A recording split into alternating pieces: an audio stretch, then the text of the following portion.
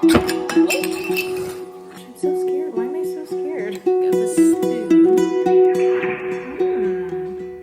Stay back here in 36 hours and then finally put these in the fridge.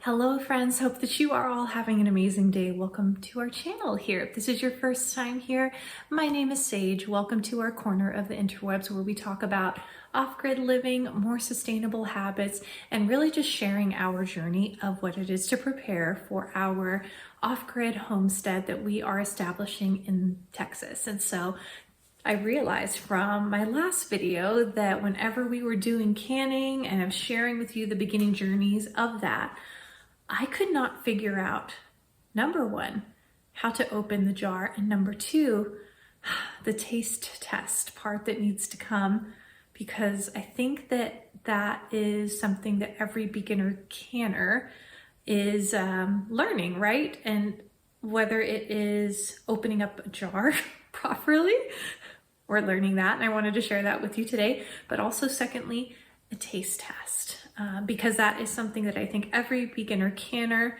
including myself, fears, is botulism. Oh, the botulism.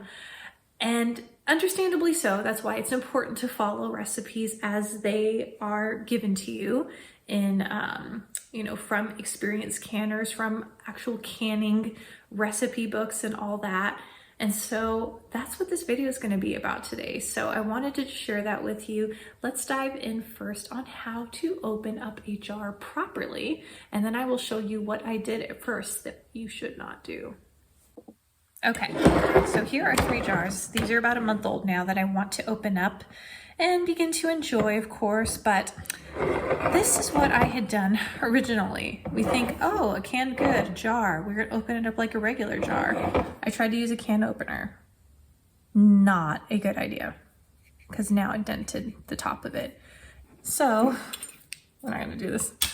So what I found is finding just the crease that is just in between the jar and the lid, is taking a spoon and literally putting it in the spot here and twisting up. Okay, so I'm gonna try this and see if this works. Oh my gosh, it worked. And then there you go. So that's one.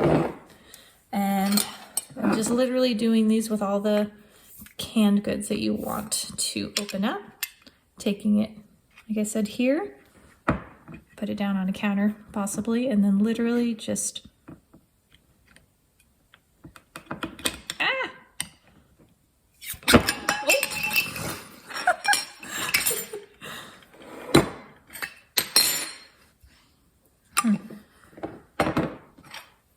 And then this last one, again, I say do it by the edge here.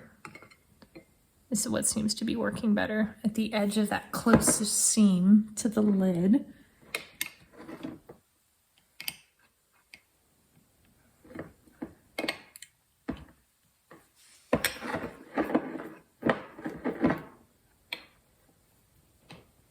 Nope, that's not working. These carrots are a pain in the patootie. Because even though I'm using the same technique of the spoon, it's just not opening. It's not opening. And so I need to figure this out. Let's give this another go. And try this again with a spoon, but I'm gonna twist it the other way. Nope. Nope. How did they do this? This is like super sealed. Oh, I did it. Okay. I found a different seam to be able to open it. Okay, here we go. First with the pickled beets. Let's see here. Gosh, I'm so scared. Why am I so scared?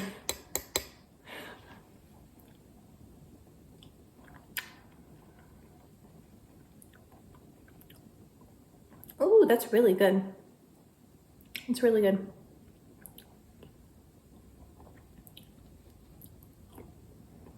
Okay. That's the first one.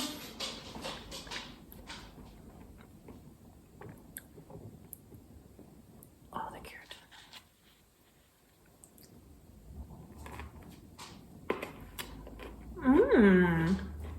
The rosemary and garlic that I put in this particular brine, you can already taste it in here, and it's so good. And then the cauliflower. Now I made this one a little spicy also with some rosemary and peppercorns.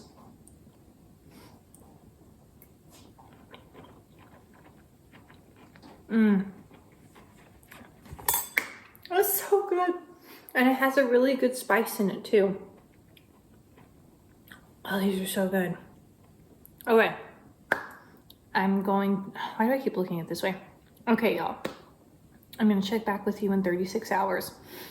If I am beginning to get facial paralysis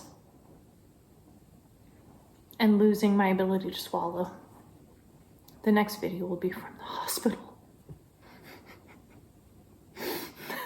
I'm being dramatic, I know, but we'll see you in 36 hours. So hey friends, as we're waiting 36 hours, let's talk about beginning canner concerns. Now, because I myself am a beginner canner, I am with you all on this journey, on this boat to learning, and what I have realized, and the reason why I showed you those pickled vegetables that I had done is because there are two types of canning that is really beginner friendly, meaning if you use a water bath canner, which is what you saw in my last video. A water bath canner is a great start for any beginning canner, because when you start getting into pressure canning, it gets a little more tricky. You have to consider certain altitudes and a lot more to an extent than you do with a water bath canner. And with that also said, the two types of canning that I have found is very beginner friendly is number one, pickling, and also number two, fruits.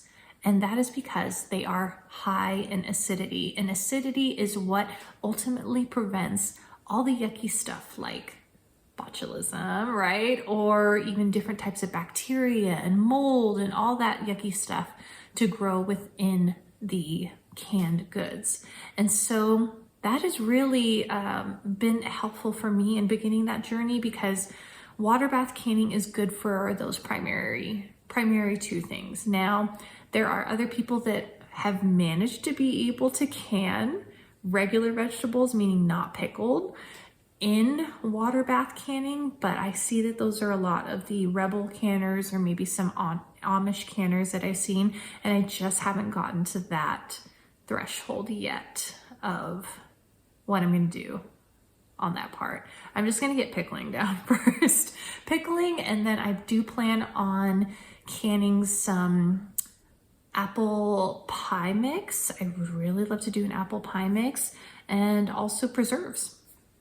You can do pickles, you can do some type of pie mix, you can do jams and preserves, and oh my gosh, you can gift those to people over the holidays, which I 100% plan to do, and we'll share that with you guys throughout the month of December here, because I am just definitely in content creation mode, and I'm just so excited to share with you all of how we are really taking what we are learning and implementing it, but also sharing that with others. And so let's get back to the waiting game of 36 hours, and I'll see you soon.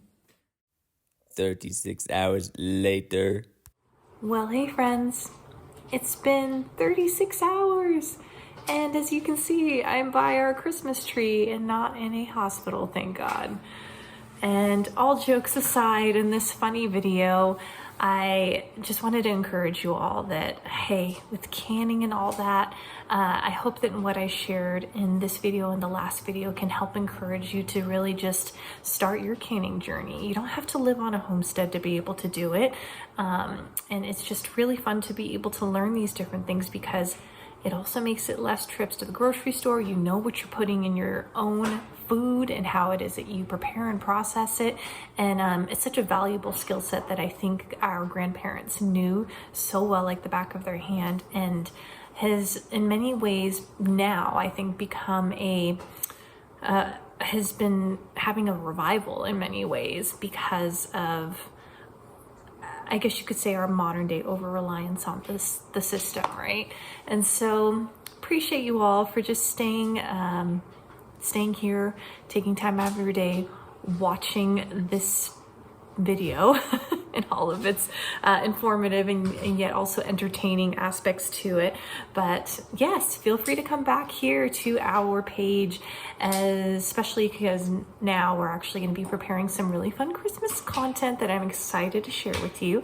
And somebody has had a birthday recently, and I'll be sharing that in a fun video for you. And hope you all have an amazing and wonderful holiday season with your loved ones. So talk soon. Bye. Thank you again so much for joining us today here on our channel. We do not take that for granted. We are ever so grateful. If this video inspired you today with either lifestyle, sustainable, or off-grid living, please feel free to subscribe here on our channel, share with a friend, or like at the bottom. So thank you again so much, and hope that you and your loved ones have a great start to the holiday season.